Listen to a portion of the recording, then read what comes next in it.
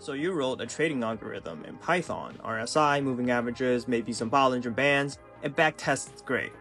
But Jane Street made $13 billion last year doing the same thing, trading stocks with algorithms. Same markets, same stocks, completely different results. So what the hell is going on? Well, here's the thing.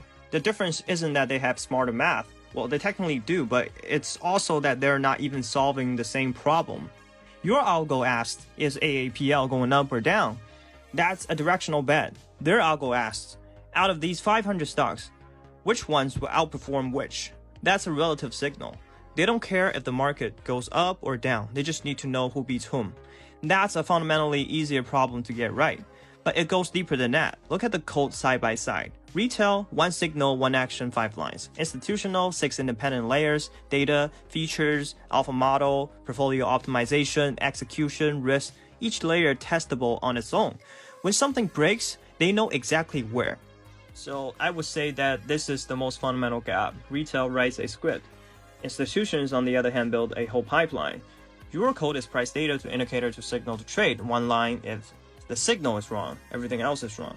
Their code is 6 layers. Data ingestions handle multiple sources, feature engineering extracts hundreds of factors, alpha model combines them with machine learning, portfolio optimizers turn signal into positions with constraints, execution minimizes market impact, and risk management runs independently with kill switch authority. You don't need all 6 layers yourself, but separating signal from sizing from risk, even in a simple script, is the biggest upgrade you can possibly. Now let's take a look at the signal layer specifically. Retail, RSI below 30, buy, RSI above 70, sell. 10 lines, hard-coded parameters, discrete output. Buy, sell, hold 1 stock at a time. But for institutions, a class called alpha model. 200 factors, momentum across multiple time frames, mean reversion, order flow imbalance, NLP sentiment, volatility regime, combined via rate regression. Regime aware means different market states get different weights. The output isn't buy or sell. It's a continuous expected return for every stock in a 500 stock universe. AAPL plus 0.23%, MSFT minus 0.11% is a ranking, not a direction, and rankings are far more stable than directional calls. And here's why your backtest says sharp 3.5, but your live account only says 0.2. For retail backtest, they do multiply signals by returns, compute sharp, celebrate. 6 lines, no transaction cost, no slippage, no market impact, possible look-ahead bias, survivorship bias, and overfitting. But for institutional backtest, it's an event-driven simulator. Every trade goes through a market impact model. Your order moves the price, point-in-time data only, no future information leaks. Survivorship fee universe. Participation rate capped at 5% of daily volume, constraints backed into an optimizer. So same strategy, same data, retail backtest, sharp 3.5, institutional simulator, sharp 0.8. The difference is execution reality. Now moving on to portfolio construction, this is the layer most retail traders don't even know exists.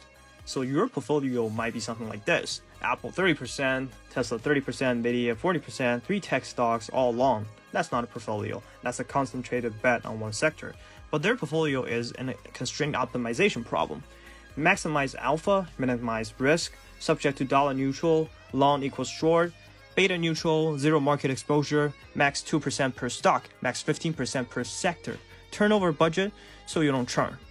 This single layer can double your Sharpe ratio even with the same signals, because the optimizer knows how to size positions in a way that maximizes risk-adjusted returns, not just raw returns. Now for execution, retail broker.market order APL 100 shares. When API call, your broker decides where it goes, so slippage is about 10 to 50 basis points. But for institutions, they use the TWAP algorithm that splits one large order into 60 slices over an hour, each slice randomized to avoid pattern detection, a smart order router scanning 12 exchanges simultaneously for the best price, dark pool access for large blocks, co-located servers with sub-microsecond latency. A $100 million order, for example, retail loses 200K to slippage, institution only loses 20K. Execution quality alone is worth 100 basis points a year. Let's talk about risk management. Retail risk management is if loss greater than 5%, sell everything. That's 3 lines. But institutional risk engine is an independent system that monitors beta exposure, sector concentration, drawdown limits, correlation regime shifts, and position level liquidity, all in real time. It doesn't care what the alpha model says. If beta exceeds 0.05, it hedges. If drawdown hits 5%, it halves all positions. If it detects a crisis regime, it emergency deleverages. This is why the Medallion Fund runs 15x leverage without blowing up. It's not better signals, it's a risk system that operates independently and has authority to override everything. You at 2x leverage blow up, they at 15x don't. The risk engine is the difference. Now, allow me to make this concrete with one strategy, pairs trading. The retail version is KO versus PEP. Compute the ratio, calculate a z-score, buy when it's below -2, sell when it's above 2. That's 10 lines.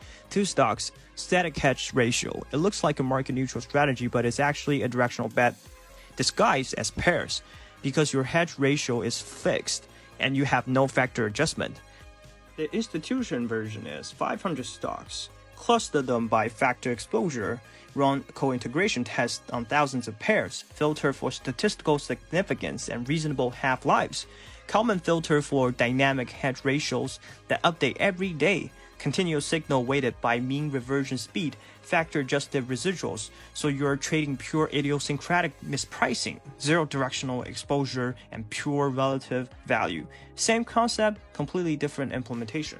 So other retail algo traders cook? People may be asking. No, they actually have advantages institutions don't. First of all, they don't have capacity constraint. Strategies that make 50K a year are useless to a $10 billion fund, but perfect for retail traders. No benchmark pressure, you can wait months for the right setup. Small cap access, institutions don't trade micro caps because there's no liquidity, but you can. And your time horizon can be weekly or monthly, far less competition than microsecond. Here's a strategy that uses institutional thinking at retail scale. Smart retail momentum. Multiple look-back windows. 21, 63, 126, 252 days. Cross-sectional ranking across the S&P 500. Not one stock, all of them. Long top 20%, short bottom 20%. Monthly rebalance to keep costs low. Turnover capped at 50%.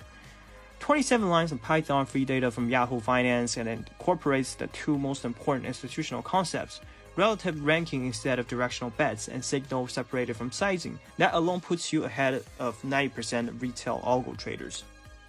To sum up, the algorithm gap isn't about smarter math or faster code, but maybe it's about that, but it's also about architecture and knowing the difference between a bet and a system. Institutions win on speed, scale, and relative value. Retail wins on patience, flexibility, and small capacity. The single biggest upgrade: stop writing scripts, start building systems. Separate signals from sizing, from risk. That's a gap. Now you're where it is. Try to close it.